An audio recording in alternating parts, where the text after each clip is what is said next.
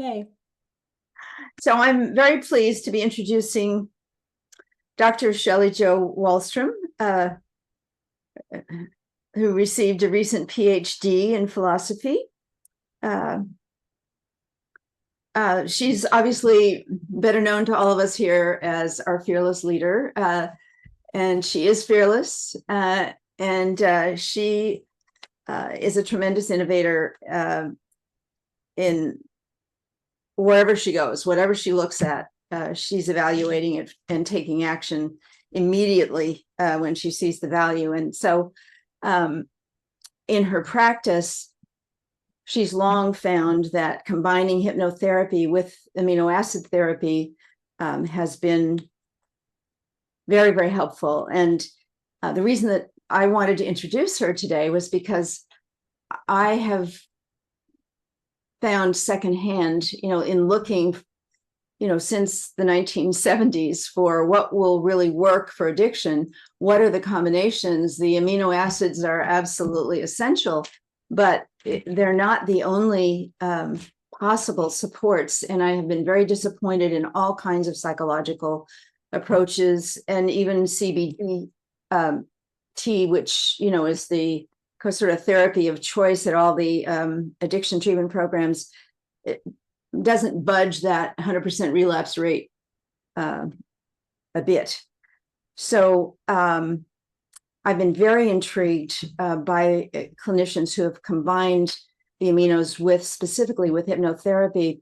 And we've had two other presenters on this topic, and their presentations are accessible to you. And hopefully Shelly or Ann can explain how to get to the archives where you can hear Judy Brierly, a PhD psychologist specializing in tobacco cessation, finding that her 40% hypnotherapy success went up to 80% when she added the aminos. That was a fascinating session. And then more recently, Jenny Lynn McKinnon, who is a nurse, hypnotherapist, and addiction specialist in an intensive outpatient program, Beacon, in Utah, had been having such success with a hypnotherapy combined with microdosed ketamine that she tried it on herself. And as a victim of multiple sclerosis, she had been in a wheelchair for some time. With the use of the hypno microdosing, she's now walking and has been for a couple of years. So that was fascinating. And she, is adamant that she would never work with anyone with an addiction without this particular tool. When they added the amino acids to it, they were very surprised because it's a very innovative program. They have about 5 or 6 different innovative treatments that they use, but the amino acids improved their symptoms by 70%. So they were already doing wonderfully. They had no idea it could be that much more wonderful. So today, we're going to step further into this because Shelly Jo's agreed to talk about actual cases, what's happened with people. The statistics are thrilling and it's all very interesting, but, we can get down to the nitty gritty with her today. So thank you very much. Awesome. Thanks, Julia. I appreciate you. I love you and think you're amazing. I am super excited to be here because I am so passionate about this work and how it actually is working. I did this little video. I haven't put it on social media the other day, but I thought, you know what? I'm going to be bold here. Hypnosis works. Why am I passionate about it? Because it works. Why am I passionate about amino acids? Because it works. And now the idea is getting it out into the public, getting people to understand that there are things that can help. I'm going to bring up my a slideshow, and I'm going to do a little bit of it just so you can, can I share? Oh, I can, yay! Can you guys see that? Love it. Yes. Yes. So you think you control your mind, right? I mean, we have these thoughts, we think we can do whatever we want, we can be whatever we want, and yet why is there so many that struggle? Okay, so we think we control our lives and we wonder why we struggle. Okay, so there's four things here that we're gonna look at. First of all, you got a conscious, right? The conscious is not the brain is the brain, but the conscious is, we can call it a spirit, we can call it a soul. It's our, I'm gonna get up, I'm gonna, well, our conscious is, I'm thinking, I'm gonna decide what I want to be, right? What I want to do today. You got the conscious and the subconscious, right? The conscious is like, I want to be healthy. I'm going to achieve these goals. For somebody who struggles with addiction, I'm going to stay away from addiction. Right? So those are conscious thoughts. And yet, why is it such a struggle? Well, you got the conscious and you got the subconscious, right? And the conscious is about 10% of your thought processes, maybe, right? And that's the same for everybody. We're going to get up, we're going to get dressed, we're going to set these goals. It's your willpower, it's your desire, it's wanting to make things happen. And your subconscious is every emotion, belief, and memory you've had from here back to forever. That is our soul, that is our spirit, right? That's different for every human. Every person has a different subconscious. Now, the challenge is you've been around a child. Everybody's been around a child, right? And you understand that little children believe everything that they're taught because they have no filter to filter out whether it is true or not. But that's what makes them so fun. Well, the subconscious holds every memory, belief, emotion from here back to forever, right? Every story is held in the subconscious. So the subconscious also holds every story. But just like a child believes every story, and not every story a child is told is true, the subconscious also believes every story it has accepted as truth. But not every story it accepts is true. The problem comes is that your subconscious job is to keep you safe and protected. So when it's keeping you safe and protected from a false story, that's where the problem is, right? And sometimes we don't know what that story is. Because if that story was created as a child, then it gets buried, right? And then about age 7 to 12 years old, there's a filter right here that develops between the conscious and subconscious. And when that filter is developed, the stories are over here. So we may not have access to what were some of those limiting beliefs and stories that were created even when we were a child. So it's just in there, right? Because this filter now is our judgment of what is true and right for you, right? And we kick things out all day long, right? If I saw you and I told you your hair is green, and you would go, well, no, it's not green. Are you blind, right? It's hitting that filter and goes, no, it's not. Okay, I'm gonna kick it out, right? And we decide every day what we want, okay? Now, the challenge comes is the conscious says, well, I want to be healthy, right? I'm gonna stay away from drugs and alcohol. I'm gonna get clean, whatever that looks like, right? Now that's a conscious thought. But for whatever reason, the subconscious believes, on top of the brain and the body connection, that there's a reason why I need that drug or that alcohol, the emotional part of it, right? And so we hit up against this wall right? And our conscious is telling us one thing, but the subconscious is over here. And it's trying to keep us safe and protected. And which one always wins? 100% of the time, it's the subconscious, right?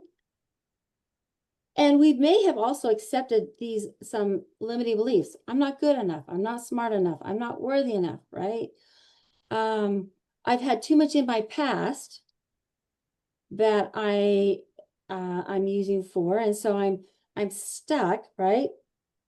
And those are all limiting stories.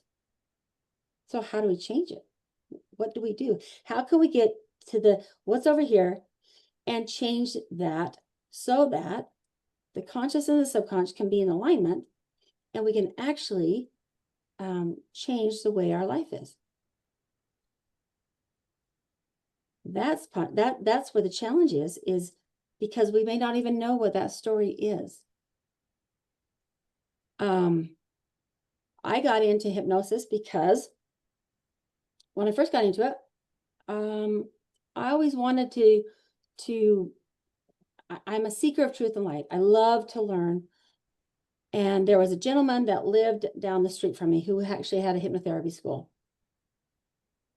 And I didn't know, do I really want to do this? I don't know. It was pretty expensive at the time. And I thought, well, I don't know. I'd never done hypnosis before.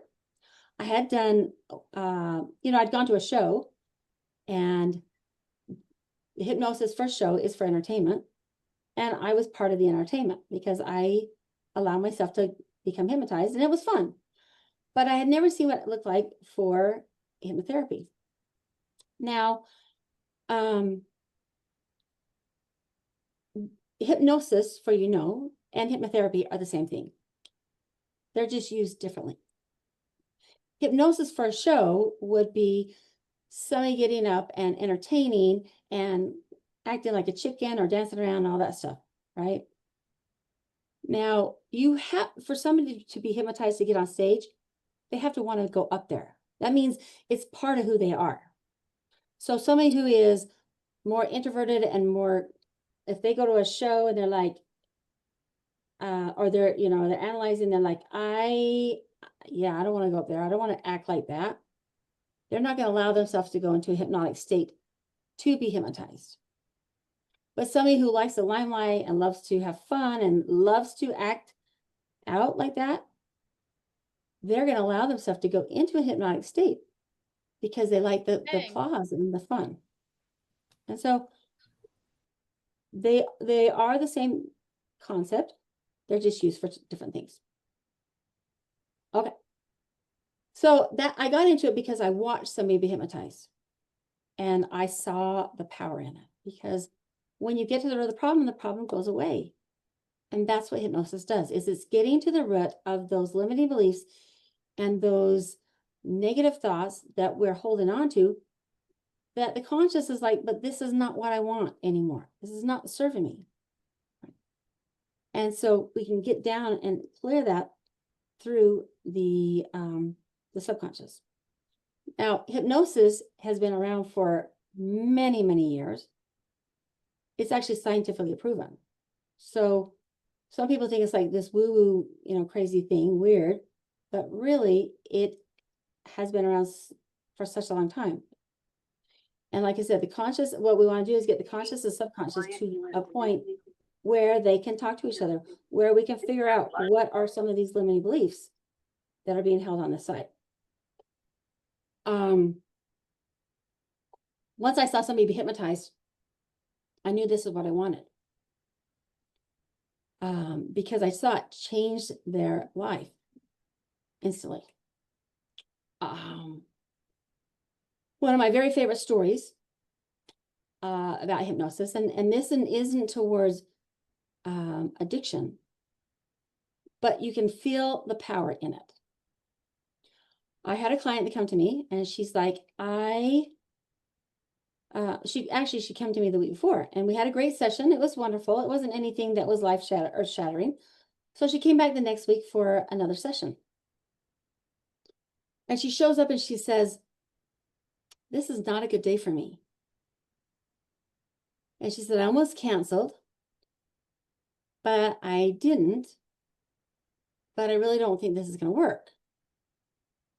And I was like, oh, well, why? And she's like, well, today's my daughter's 17th birthday. And I'm thinking, okay, this doesn't make any sense. And I was like, oh, right. And she said, but she died 3 days after she was born. And I went, oh. So she said, every time this 4-day period from the day she was born to the day she died, she goes, I can't handle it. I can't deal with it. It's so painful that I do anything I can to avoid it. I eat too much. I drink too much. I exercise too much. I'm doing anything I can to not feel that pain. And I said, oh, well, this is going to be the best day of your life. and I am a believer in a God that I just said a little prayer. I said, you better help me here because I do not know what I'm going to do. So I got her in a hypnotic, down in hypnosis where you're just in a relaxed state. And what it is right now you're awake and you go down through levels. We go through it every single day, every single time down to sleep, right? So if you've ever gone somewhere and you've driven somewhere and you go, I do not know how I got here, that's a hypnotic state. Okay. You're in the back of your mind. You're obviously driving. You can get there because you don't cause an accident, but you're not in the present moment, right? The second level down is where meditation happens. The third level down is where hypnosis happens, right? And then if we continue down, we're going to go to sleep. And what it feels like is, you know, that really wonderful feeling when you're almost asleep. You're aware that things are going on around you, but you're not really paying attention. Your hands are heavy. You feel heavy. Your eyes just feel like they're like glued shut. That's what it feels like. Okay. So I got her down in this state.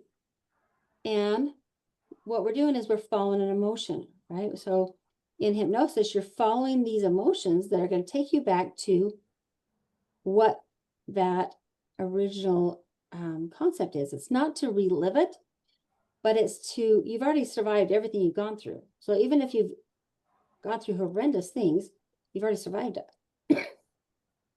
So we follow this emotion.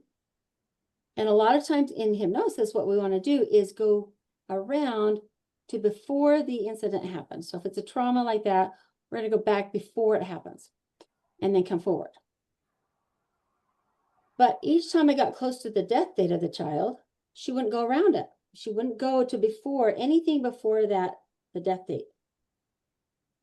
No matter what I was doing, she just kept saying, I don't know, I don't know, I don't know, which meant her subconscious is saying, wait a minute, I'm not sure I want to go back there. And I just said to her, tell me about your baby. And she said, what? I said, tell me about your baby. I said, your baby lived for 3 days. Tell me about your baby. And she went, oh my gosh, I've been so focused on her death, I forgot to celebrate her life. And that was the aha that she needed. And she just lit up and started telling me about this beautiful baby and how wonderful she was. And she just went on and on about how these 3 days were just amazing. And she got done and said to me, wow, I'm going to start celebrating my baby. And I got a text from her a year later and said, today's my daughter's birthday and I'm celebrating. And no longer was she going out. She wasn't going to go out drinking. She wasn't going to go out eating too much. She said, I'm celebrating my baby. And it was just the perspective and the change of that aha that her subconscious finally said, it's safe. It's safe to celebrate that baby. Yes, it was painful. And, we go through things in life and It's not the memory that's a problem. It's the emotion we attach to the problem. That's the problem. We've all gone through things that have caused us to be who we are today or where we are right here. Right? Some are good, some are hard, some are terrible. Some of the things people have gone through that I've worked with are horrendous. But those are memories. Those are what make us who we are today. But it's the emotion that's still attached to the memory that's a problem. Because time is linear. So even if it happened when you were 5, if you hadn't dealt with it, it's still there. So you get a little trigger, a little emotion that comes up and we go, oh, I don't want to deal with this. It makes me sad or it makes me frustrated or it hurts. I'm just going to stuff those emotions. I'm going to avoid it, right? But just because you're avoiding it doesn't mean it's not affecting your life today. And so when you can go back and you can heal whatever that emotion is, whatever that desensitizing memory from the emotion, becomes just another memory.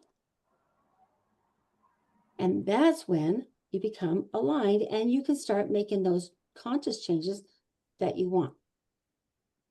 That's the power of hypnosis. And I love what Julia said is I've had some, I mean, that's my very favorite story because it changed her life instantly, right? She'd been holding on to that for 17 years and it changed her life. And then she came back to me the next year and says, now I'm going to go to school to become a nurse and I can't pass my math test. And that was easy.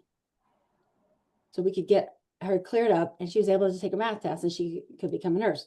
So some of the things aren't like earth shattering. It might be, I've helped people, nurses and doctors take their their test so they can pass their test.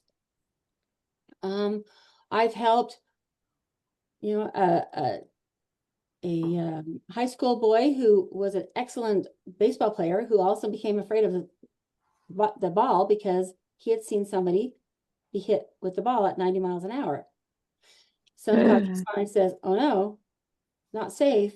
Baseball's not safe. Yet he'd played since he was 6. So we did one session with him and his mom sent me a text and said, he hit or caught the ball that won him the game. And he also made a home run that time.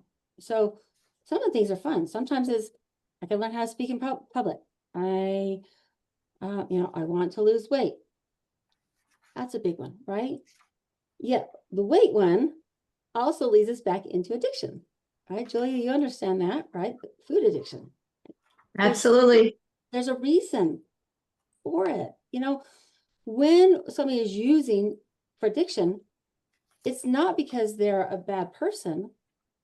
Their brain has used it because there was a reason, a positive reason when they first used it that helped them feel better. And yet now it's not serving them.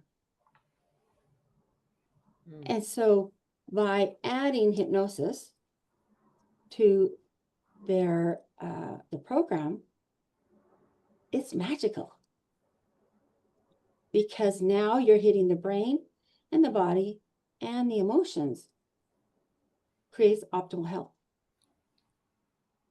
So now I'm going to switch over and I'm going to come over here and I'm going to say, what is your why? Why are you on here today? What is it that you want to do? What's your why? And my why is because I'm a mother. I have 3 beautiful daughters.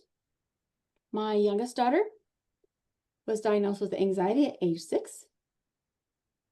We got her on medications. She went to doctors. She went to, different counselors. I'm thinking, yay, I've done everything I can. And here we go, It helped her a little bit. I don't want to say it didn't, except for at age 15, she came to me in tears and crying and said, Mom, I'm tired of being a doctor's science project. And she said these 6 words that changed my life. I just want to feel normal. I just want to feel normal. And those words broke my heart because I'm like, well, wait a minute. I've done everything I can. I don't know how else to help you. And unfortunately, she turned to, at that time, marijuana and alcohol just to feel normal. And in my nativity, I'm like, I can either ground her enough or I can love her enough. And you guys all know how well that worked. I drug her through school, grounded her enough. We went through the juvenile system. She got in trouble. The sad thing is that she was getting the marijuana and the alcohol from the parents of her friends. So I felt like I was in a world all by myself. I was swimming upstream and I had no support because I couldn't stop this. Graduated her. We decided we're going to put her in a rehab center. We're going to pay $24,000 and put her in this rehab center and she'll come out clean because that's what they said. 30 days in and you'll be clean from drugs and alcohol. She did. She came out clean from alcohol and marijuana. She came out addicted to sugar, caffeine, and tobacco. And I'm like, well, at least those are legal. And I may not like them, but you know what? Hey, there's no drug and there's no alcohol, marijuana. So yes, we're on our way. And little did I know that that was just going to be the beginning of my hell, because 30 days later, she was introduced to meth from her roommate she met in the rehab center. So if I thought about it, I thought, well, you know what? I paid $24,000 for my daughter to learn about meth, right? And that rocked our world, because meth is a drug of the devil and it changes everything about a person. And I became fearful. And I thought, I'm going to lose my daughter. And I was in complete fear. She's going to kill somebody. She's going to kill herself. She's going to hurt me. Or she's going to end up in jail. First time she ended up in jail, I was like, actually relieved, because I knew where my daughter was. And also in my nativity, I'm like, well, at least I know that she's safe. And she's going to come out. And if I ever went to jail, I'd never have to go back. So we're going to be done.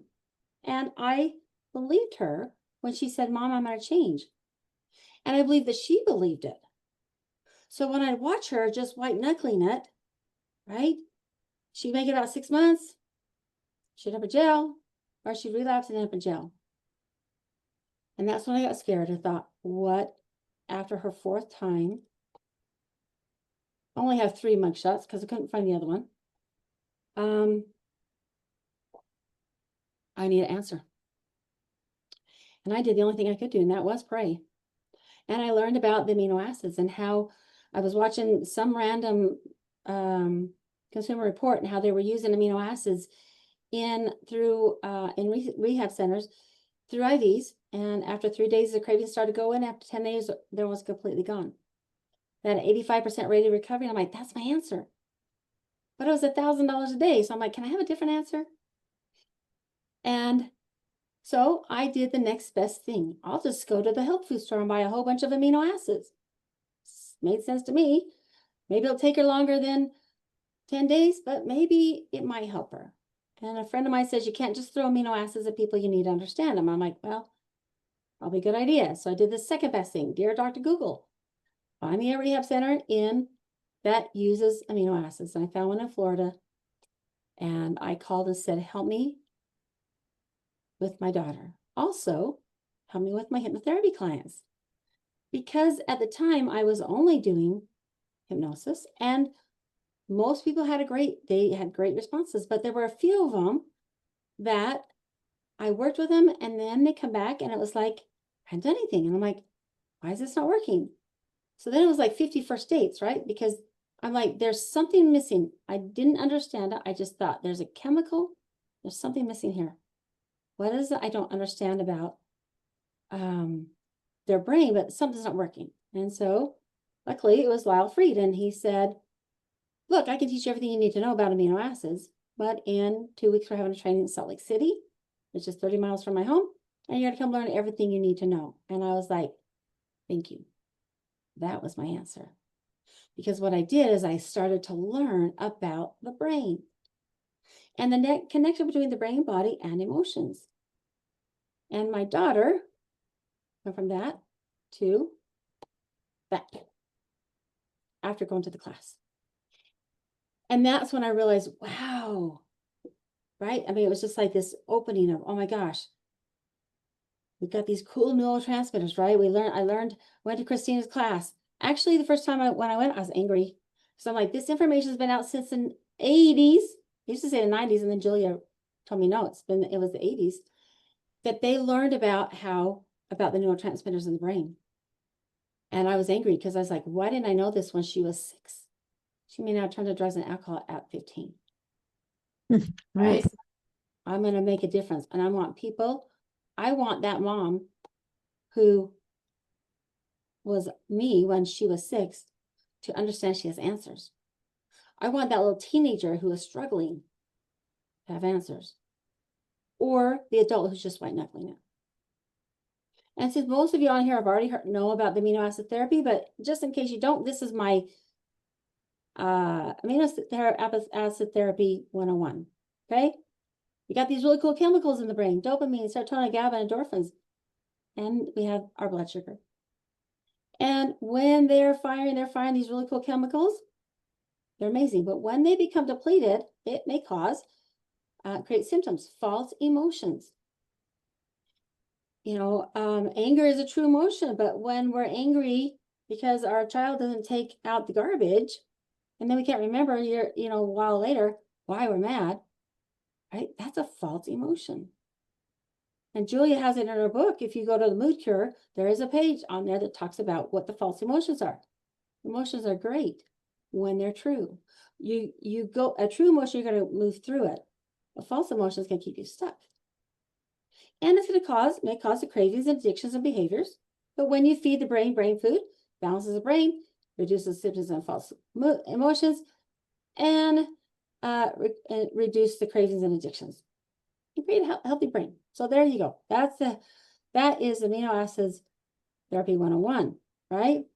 Real fast, I just want to remember, we just said we got 4 neurotransmitters, and they do different things in the brain.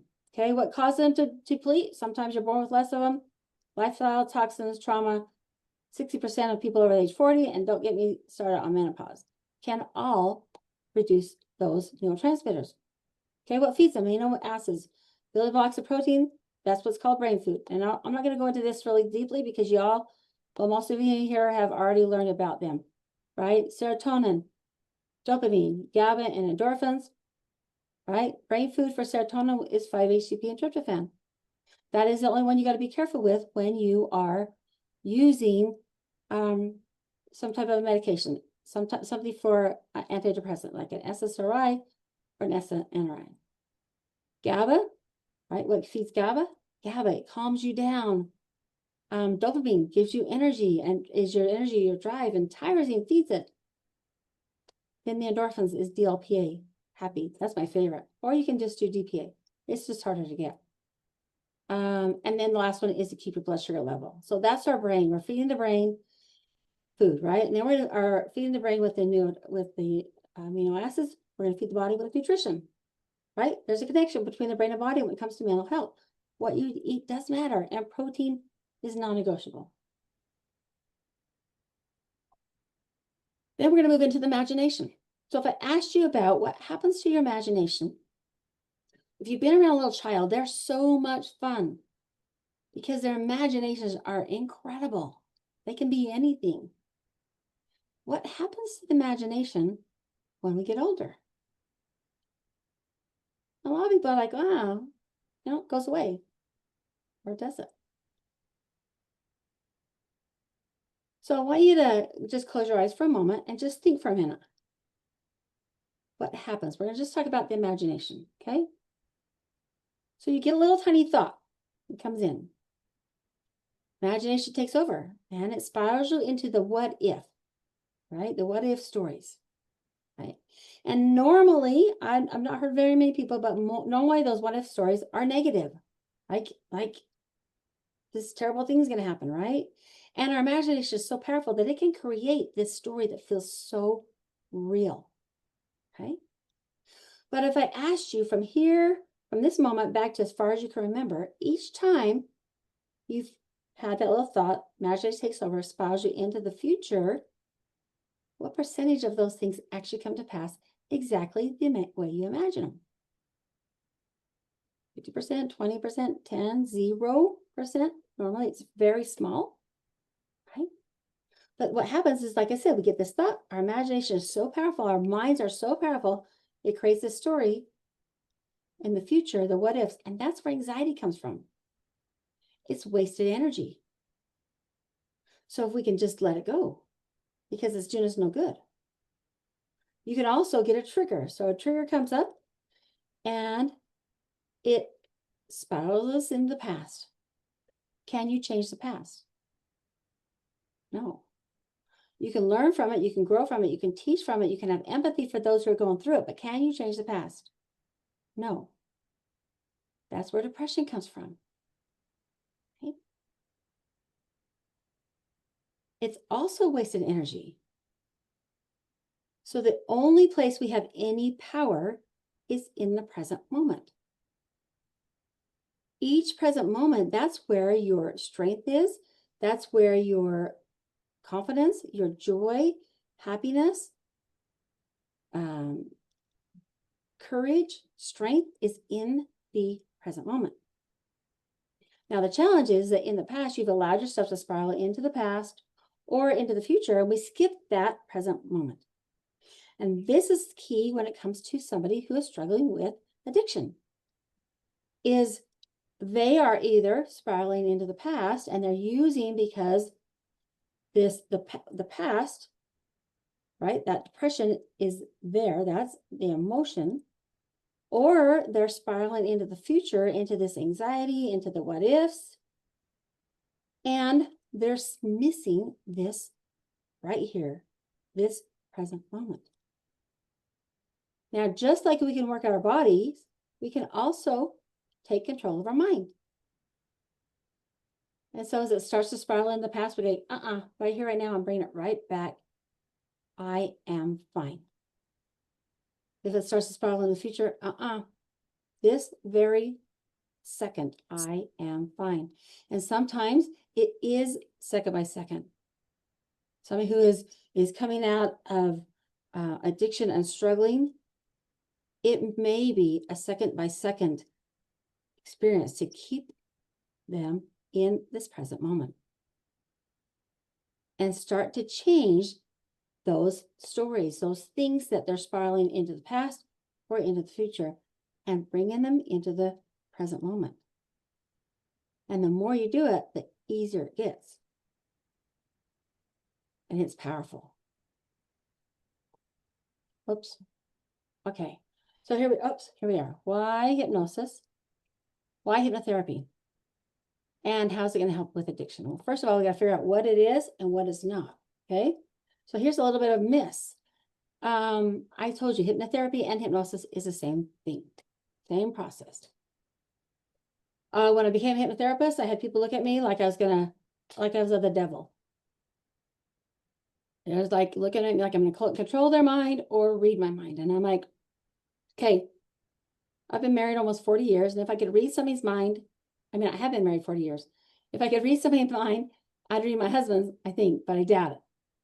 If I could control somebody's mind, I would control my daughters when they were teenagers. Now, that would be nice, right? There is no mind control. There is no mind reading. In fact, when you are in hypnosis, you're hyper-focused. That's why we're not paying attention to things that are going around us. We're aware of it, but that could be like you're on your phone and you're so enthralled in something on your phone, and somebody calls your name over and over, and they think that you're just being rude, that you're ignoring them, and you don't even hear them, right? You're hyper-focused. You're actually more in control of your mind than in hypnosis than you are any other time. I've heard I can't do hypnotherapy, it's against my religion. Well, there's nothing against anything that's any religion that's hypnosis is when you're using it for a good reason, right? Anything can be used for good or bad. But when it's used for a good reason, it can change somebody's life. The other thing is I can't be hypnotized, right? I hear that all the time. I can't be hypnotized. I go, well, have you driven somewhere and you get there and you don't know what you're doing? They're like, yes. Okay, well, then you can be hypnotized because you do it to yourself several times throughout the day.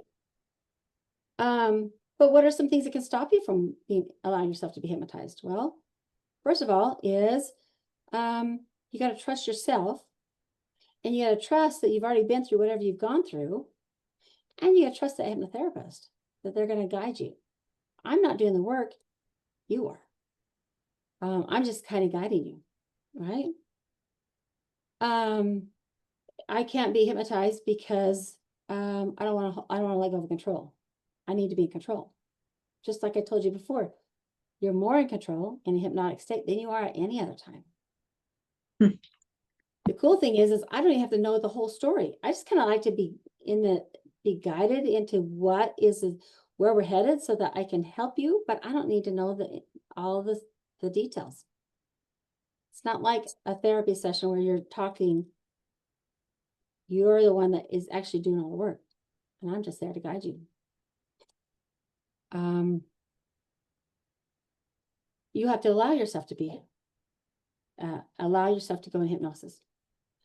My daughter said to me one time, I told her, I said, nobody can ever, I can't make you go into hypnosis. I can't force you to. I can't force anybody. I can force you to be, I can either hypnotize you or not. You get to choose. I go down to a lot of conferences and down to Las Vegas each year. And each time we go to a show, usually a hypnosis show, just because the people that are at the conference are also the people that are doing the shows. And she said to me, Mom, would you ever allow yourself to be hypnotized to go and be on one of those shows? And I'm like, well, I'm not sure. And I went down there and I was watching them, and I don't agree with all the things that they do are not humor to me. I don't like what they do. A lot of things are just not what I feel comfortable with. So I realized that there's absolutely no way I'd allow myself to go into hypnosis at one of those shows. And she said, but you told me that if they wanted you to do something that you didn't agree with, you would come out of hypnosis. And I said, you're right. But why would I want to be on stage, come out of hypnosis? Then I have two choices. I either walk off stage, or I have to pretend and do what it is that they're wanting me to do. And I don't want to do either one. So that's why you have the ability to choose. But when you allow yourself to go into that state, it just feels blissful, and you are using your imagination. So this is what it is, the three-legged stool, and it works. We're going to balance the brain with nutrition, with the balance of neurotransmitters, with nutrition, with amino acids. We're going to nourish the body with nutrition, and we're going to release the negative thoughts and emotions through hypnotherapy. All right, let's talk about a couple of my directed to addiction. I had a lady in her 50s who wanted to quit drinking alcohol. So the first thing we did is I got her on the amino acids that she needed. The time of day when she was struggling the most was afternoon and evening, right? Which is a serotonin issue. Okay. So the first thing I said to her, well, let's get you on some 5-HTP so that you can, raise that serotonin. Now, the other thing is it happened right before dinner. I said to her, when was the last time you ate? Because is your brain low, your blood sugar low, which is causing you to crave sugar, right? I mean, not sugar, sorry, to crave alcohol. Okay, so we've taken care of those two things. Now, the third thing was, okay, now we're going to go into figure out what is that emotional attachment to the alcohol. And when she was able to get down into a hypnotic state and realize there was a couple of things. First of all, we were addressing what did the alcohol mean to her? What was it? What was it? What was it saying? What was she hearing? What was it saying to her? And it's like, well, I can't live without you. You can't live without me. And, she'd created this whole communication with this, and her body's like, she felt like, almost felt like she had no power. against with alcohol, right? So I take her back into another part of her life where she started drinking, and that was when she felt out of control, right? She's a teenager and you know, going through different feelings and emotions as a teenager, and started drinking alcohol. And she wanted to be clear from it because she wanted to be able to be more alert and to have the clarity. And she felt like alcohol numbed her senses. And so through hypnosis, we went back and cleared the situation with the alcohol of why she was using it. What was the emotional attachment? And when she had the aha that, wow, these are all lies. I don't need it, right? I am better off without it. Now, remember, though, we're talking to the subconscious, not the conscious.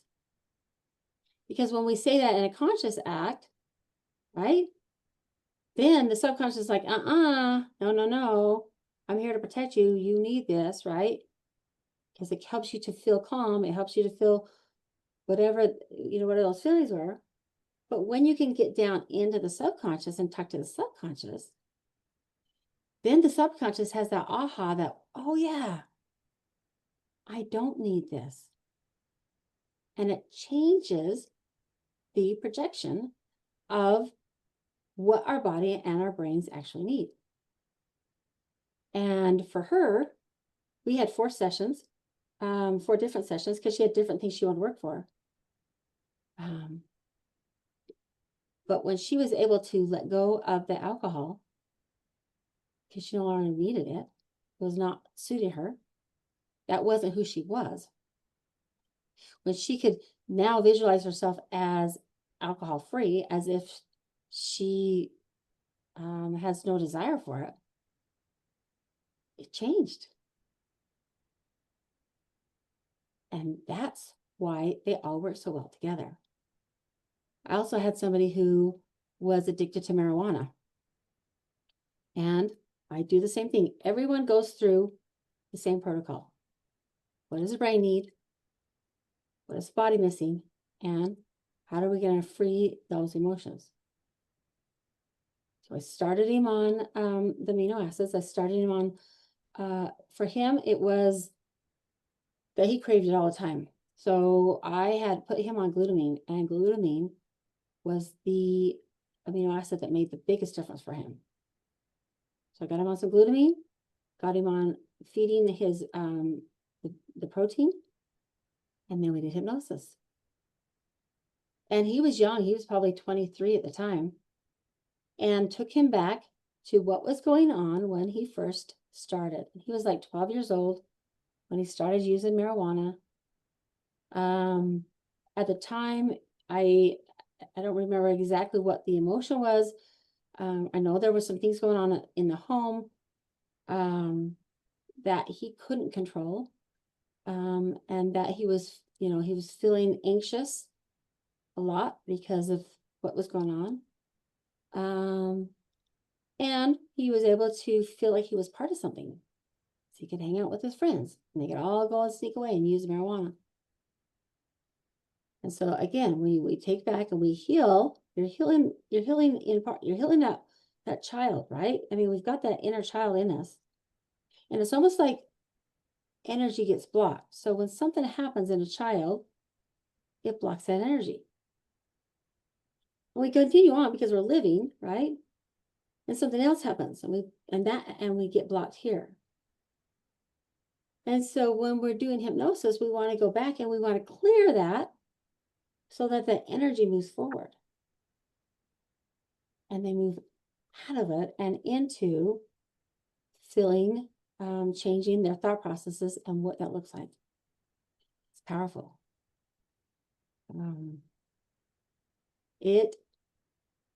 There is nothing more exciting to me than when I get done with the hypnosis session and I am elated.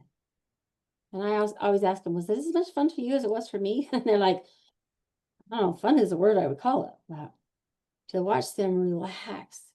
You know, it's like if I could take a picture of somebody who comes in before a hypnosis session, you can just literally almost see the heaviness, whatever they're doing and whatever that looks like.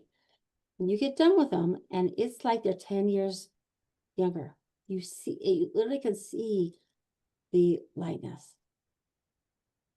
And so we're not just hitting one thing or another, we're hitting the whole person with hypnosis.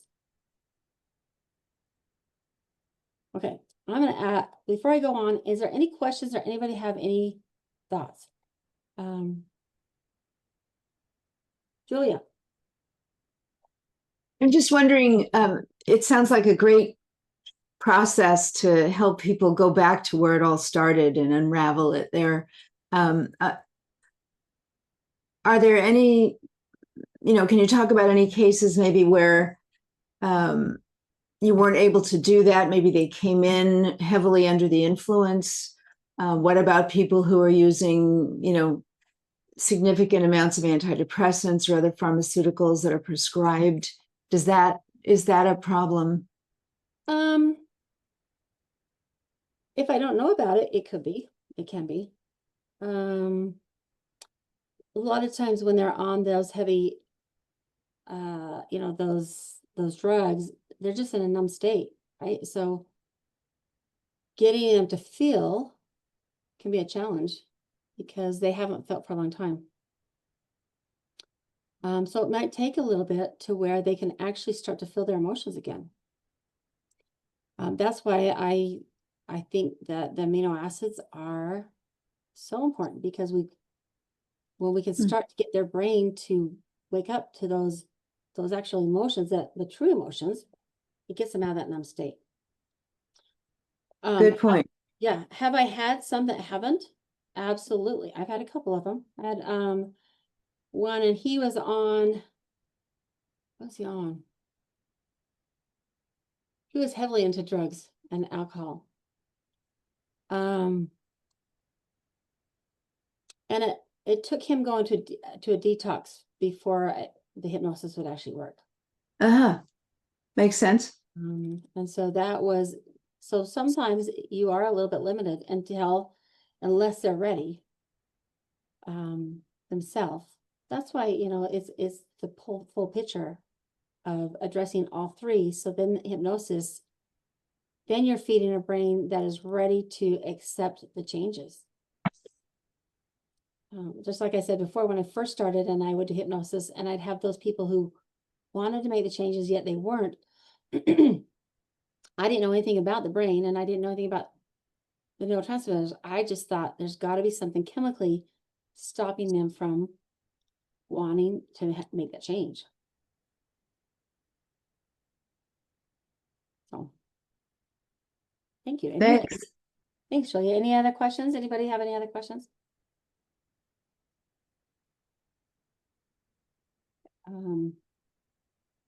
Shelly, Okay. was very good. It was very informative.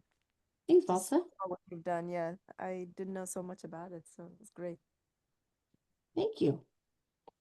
All right, here, if you want to get a hold of me, you can look at that. I'm at hypnoaminos.com. If you are a practitioner, I actually have a basic amino acid class. If you are on here, I would encourage you more to go to Christina's. Mine is going to be a lot more basic, but it works with my program. I also have my own line of amino acids that if you are already certified through Christina, you can get them for a lot less money. And I have my own certified hypnotherapy school. So if you're somebody that's thinking, I want to add this into either I am already a practitioner and I want to add hypnotherapy to it, or I am wanting to make a change and have a new profession, therapy is incredible. These are the books I've read: Feed Your Brain, Change Your Life. It's in Spanish, and I have this one I did, I combined with other authors. So from Crazy to Calm, and then I would also have a chapter in this one. So those are optional things that are awesome. You can get them on Amazon. Julia, I want to acknowledge her because she's the one that took my book when I very first met her and said, I read it. And I was like in a little panic thinking, oh my gosh, Julia Ross read my book. And she was very kind and she helped me to tweak some things and it's amazing. So these are my own amino acids. The reason I like mine is they're non-GMO, gluten-free, 100% natural, vegan, and there's no magnesium stearate in them. And they're made in Utah. So that is my option. Now, people ask me what happened to my daughter. Oh, yeah. This is my daughter. So there was a time when I didn't think she would live to be 30. So I had given up on any hope of her ever getting married. And last year she married her sweetheart and she turned 30. So you know what? Life is an interesting journey. So if you have any questions, you want to reach out to me, I would love to talk to you, or if you're interested in taking the classes. It's an amazing concept and it works.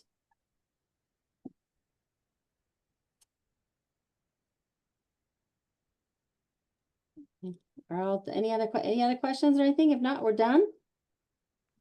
Thank you, Shelly, Joe. This was amazing. Yeah, thanks. Appreciate you taking your time. Appreciate you sharing your story. Thank you. Thanks, guys. Thank you, Shelly. Excellent. Thank you, Thank you. Michelle. Awesome. Thank you, guys. Next month we are having yoga, right? Not yoga. No, it's not. What is it? Michelle. Right? Naltrexone. Sorry. I was last month. Great. See you then. Awesome, guys. Thank you. Have a good day. Yes, Bye-bye. next Thank Bye. you. Thank you. Bye-bye.